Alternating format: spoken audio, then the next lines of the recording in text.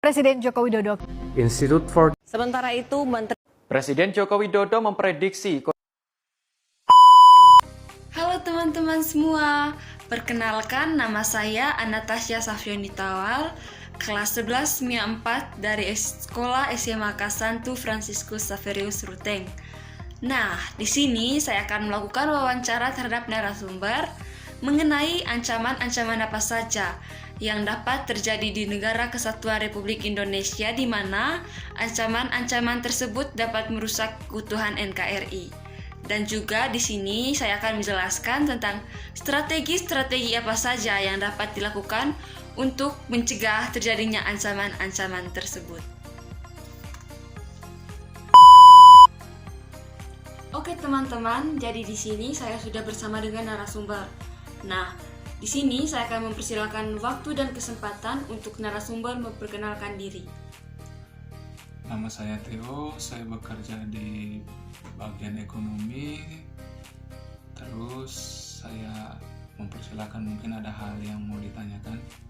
Oke Bapak, terima kasih.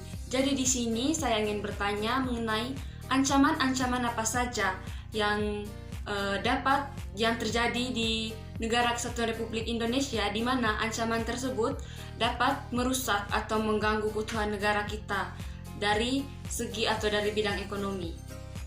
Dari bidang ekonomi, ancaman yang terjadi yaitu inflasi. Inflasi sendiri adalah kondisi harga barang-barang kebutuhan pokok atau strategis lainnya yang semakin meningkat atau harganya naik.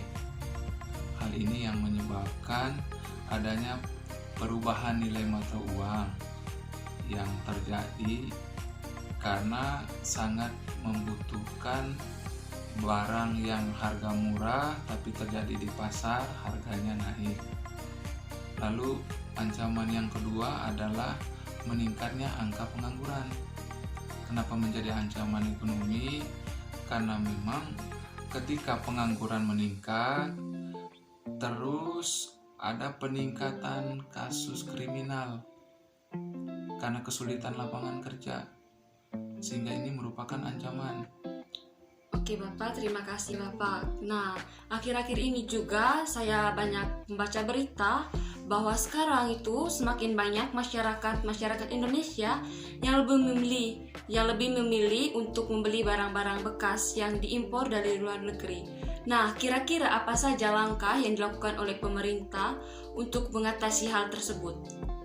Oke, kalau yang ini kebetulan kita sudah lihat, nonton berita di TV, Bapak Presiden kita Pak Jokowi itu sudah melarang untuk melakukan impor barang-barang bekas, karena itu akan mematikan atau menghambat penjualan barang-barang yang dibuat di dalam negeri.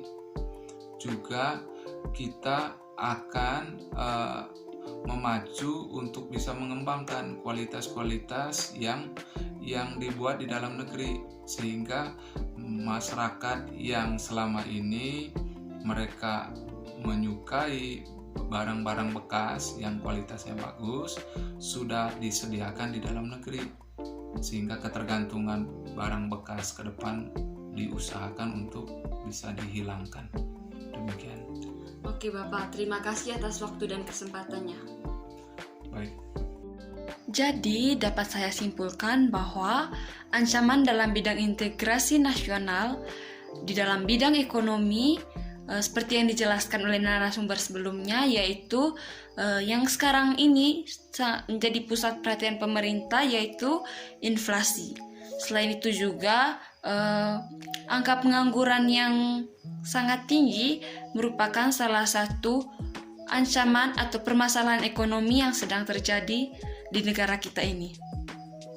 Nah, jadi di sini saya akan menjelaskan tentang strategi-strategi apa saja yang dapat digunakan untuk mengatasi ancaman-ancaman yang telah disebutkan oleh narasumber sebelumnya. Yang pertama yaitu untuk ancaman inflasi. Yang pertama, pemerintah dapat melakukan pengawasan aktivitas ekonomi. Nah, pengawasan aktivitas ekonomi ini sendiri bertujuan agar tidak terjadinya penumpukan barang-barang atau produk-produk di gudang, kemudian agar didistribusikan atau penumpukan tersebut digunakan untuk diri sendiri atau untuk kepentingan pribadi. Kemudian yang kedua yaitu mengatur jalur distribusi. Nah, mengatur jalur distribusi ini juga sangat penting agar produk-produk tersebut disalurkan kepada atau diberikan dengan baik dan benar, di mana produk-produk tersebut tidak disalahgunakan. Kemudian yang ketiga yaitu meningkatkan produksi dalam negeri.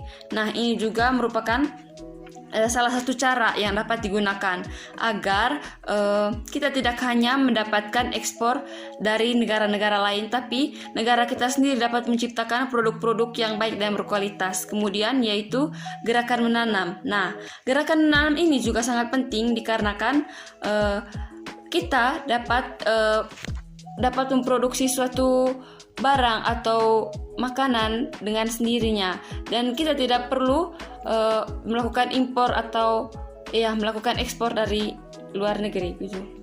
Terakhir yaitu strategi yang digunakan untuk mengatasi angka pengangguran yang tinggi. Nah, di sini strategi yang dapat dilakukan oleh pemerintah yaitu meningkatkan kualitas dan kreativitas dari masyarakat. Nah, meningkatkan kualitas di sini yang dimaksud yaitu meningkatkan kualitas pendidikan dari masyarakat dan juga meningkatkan kreativitas dari masyarakat agar masyarakat lebih inovatif untuk melakukan atau membuat dan menemukan produk-produk yang dapat digunakan oleh negara kita. Nah, kemudian yang kedua yaitu menciptakan lapangan kerja. Ini juga sangat penting, di mana pemerintah membuat lapangan-lapangan kerja yang baru agar angka pengangguran di Indonesia itu berkurang. Kemudian yang ketiga yaitu meningkatkan pelatihan kerja di setiap daerah. Nah, meningkatkan pelatihan kerja di setiap daerah ini tidak hanya berlaku untuk daerah-daerah tertentu saja, tetapi ini semua merata untuk negara Indonesia. Kemudian yang terakhir yaitu mendukung bisnis wirausaha baru. Nah, mendukung bisnis wirausaha baru yang dimaksud di sini yaitu kita mensupport para wirausaha baru, di mana wirausaha tersebut merupakan orang-orang yang bukan merupakan wirausaha yang formal. Sekian dan terima kasih.